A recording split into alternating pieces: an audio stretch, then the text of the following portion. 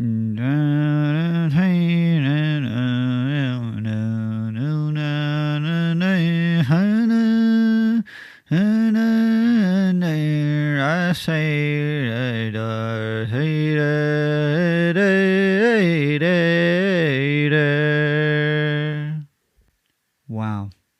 aren't we lucky to have heard that original recording of an Irish man in a pub in 1602? Just exhilarating. Hello, and welcome back to the final couplet with me, Theo Cowan. Today, we're diving in to Sonnet 9. If you're, for some reason, joining the podcast for the first time now, because maybe you're a massive fan of Sonnet 9 and you just want to know what it's all about, the concept is I have a read of the sonnet for the first time, and then I try and work out what Shakespeare was going on about.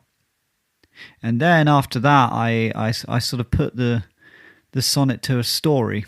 It's an ongoing story, so if you're diving in just now, you might be a little confused, but I think it might still be a bit of a laugh, a bit of fun for you. Anyway, here we are, Sonnet 9. Almost certainly we know the topic that Shakespeare will be choosing to write about in this sonnet. But, you could still surprise us. I'm not holding out any hope. Let's have a read of it, shall we? Sonnet 9. Is it for fear to wet a widow's eye that thou consumest thyself in single life? Ah, if thou issueless shalt hap to die, the world will wail thee like a makeless wife. The world will be thy widow and still weep, that thou no form of thee hast left behind, when every private widow well may keep by children's eyes her husband's shape in mind. Look what an unthrift in the world doth spend shifts but his place, for still the world enjoys it. But beauty's waste hath in the world an end, and kept unused the user so destroys it. No love toward others in that bosom sits, that on himself such murderous shame commits. Wow. Shakespeare is not holding any punches with this one. We've sort of got rid of the flowery analogies and comparisons to nature and music, and now we're just saying, why the hell are you still single? So, it's brutal. It is brutal. But, if the first 8 sonnets haven't worked, why not just go for it in Sonnet 9? Let's try and work out what he was on about, shall we? So, it starts with, is it for fear to wet a widow's eye that thou consumest thyself in single life? So here he's saying, is the reason that you're single because you're worried about making your future wife cry when you die? Your widow would cry when you die, and is that why you're still single? Is that it? Ah, if thou issueless shalt hap to die, the world will wail thee like a makeless wife. So, I think issueless is childless, calling children issues, which is quite fitting, isn't it? Quite nice to call your kids issues, isn't it? I've got 2 issues. Yeah, 5 and 7. Absolute nightmare. I prefer that to children. Anyway, I digress. So here he's saying, if you die without a child, then the world will actually mourn you like a wife that's lost her husband. which is quite extreme, isn't it? Although, to be fair, I have shed many tears over all the people that die without having children, so I do think Shakespeare was onto something there. Let's carry on. The world will be thy widow and still weep, that thou no form of thee hast left behind. This is pretty much the same meaning as the last two lines, I think, just put in another way. So it's a bit lazy from Shakespeare, I think, here. But, got to drive the point home. But yeah, he is essentially saying, I think, the world will be your widow. The world will be your widow, and the world will cry about the fact that you didn't have a kid. When every private widow well may keep by children's eyes her husband's shape in mind. So here he's saying, if you had a kid and you died, then actually it would be fine, because your wife would have your child to remember you by. And she'll look into your child's eyes and go, oh yeah, he looks exactly the same as his dad. That's nice, isn't it? Then it goes, look what an unthrift in the world doth spend, shifts but his place, for still the world enjoys it. So we're going back to a little money analogy, which Shakespeare likes to do every now and again. And here he's saying, a wasteful person who just, spends their money left, right and centre, the money's knocking about in the world, and the world enjoys the money. That's nice. But beauty's waste hath in the world an end, and kept unused, the user so destroys it.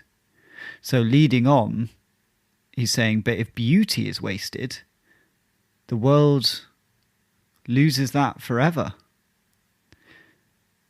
So again, if a beautiful person, if a lovely looking individual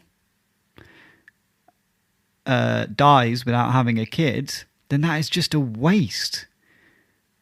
Because if you compare that to money, money just is always knocking about. That's fine. You can waste your money however you want, but if you waste your beauty, that is unforgivable. No love toward others in that bosom sits, that on himself such murderous shame commits. So this is the final couplet, and here he's saying, the person that does such a terrible thing, like leaving this world without having a kid, doesn't deserve any love from anyone. Shame on you. Well, Shakespeare has done it again with another corker of a sonnet. Sonnet 9 did not disappoint. Now listen, it was about the same thing again, but I think he's ramped it up this time, and it's getting pretty brutal. So, let's put this sonnet to our little story, shall we? If you remember, last week, Shakespeare's wife had slept with John because he's gorgeous, and Shakespeare, in my story, is a bit of an arsehole. And she sort of regretted it, but also loves John, and she's just getting all mixed up. And she's gone back to John's house to read him Sonnet 8, and that's where we left off. Shakespeare's wife finishes reading Sonnet 8 to John. So what did you think? Did you like that? And John says, well, I liked the stuff about nature. That was quite nice. I can't help thinking that your sonnets are very much like a writer I know called William Shakespeare. Shakespeare's wife turns red, and she quickly tries to hide that she knows William Shakespeare. And she says, who? William Shake Shack? William Shake Shack? And John says, no, Shakespeare. Shakespeare. He's quite a famous writer. It's actually slightly weird you don't know him if you're into writing. She said, never heard of him, ever. Don't know who he is. Don't want to know who he is. Doesn't sound good. And John says, well, I just compared his writing to yours, so if you're saying he doesn't sound good, then that means you're not good. And she said, yeah, okay, well, maybe he is good, but I don't want to read his work. All right? Just forget about it. John turns away. He thinks to himself, she's being awfully defensive, isn't she? There is more to this than meets the eye. He turns to Shakespeare's wife and says, anyway, why are you so obsessed with me having a kid? And she says, look, you're so beautiful and gorgeous. I think it's just such a waste. I really do think you should have a child. And he says, all right then, I'll have a child. But I want to have the child with you. Before Shakespeare's wife can react, there's a knock at the door. John gets up. He walks over to the door and opens it. And who's there? It's Bill and Ben. That's William Shakespeare and Ben Jonson. Hello? Can I help you? And William says, no time. Let us come in. And John says, it's not convenient at the moment. And Shakespeare says, I am William Shakespeare, and this is Ben Jonson, two of the greatest writers of our generation. Now let us in. And John steps aside to allow Bill and Ben into his house. He says, okay, well, do you want a coffee? And William says, what's a coffee? And he says, it's just this thing that I've invented. It's sort of brings your energy up. And Shakespeare says, yeah, that sounds pretty good. I'll have one of them, please. Thank you. And John goes off to make Shakespeare an espresso.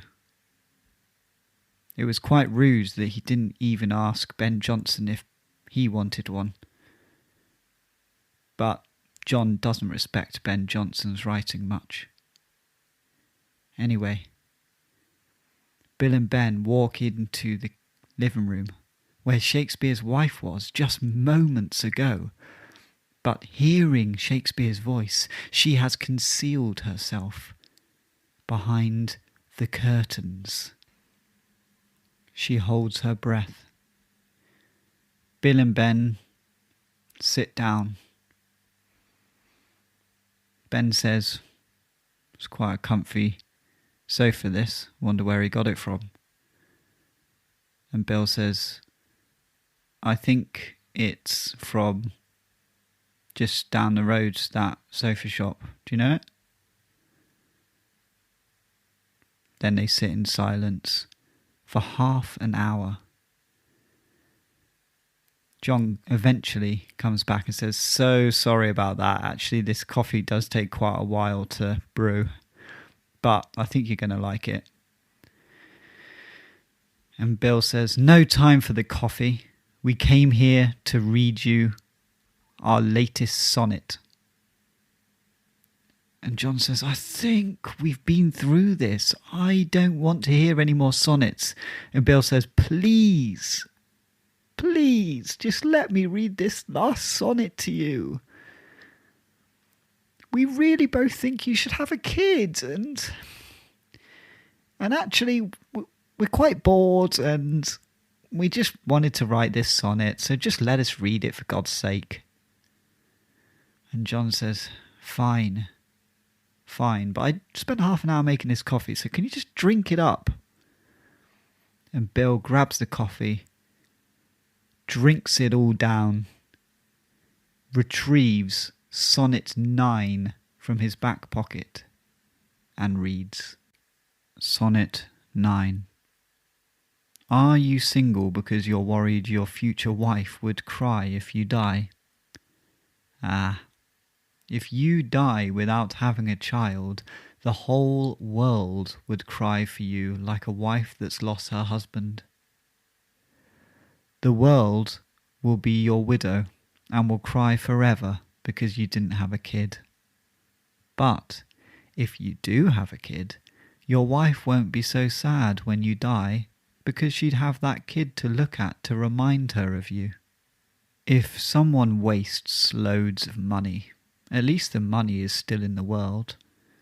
But if a hot person like you wastes their beauty, then it is lost forever. A person that would commit such a murderous act as not having children clearly has no love for anyone. Wow. Another roller coaster of an episode. I, for one, enjoyed that one. I think the story is getting pretty spicy now. And so are Shakespeare's sonnets. He is not holding back anything now. So what is Sonnet 10 going to be like? Join me next week to find out. Bye!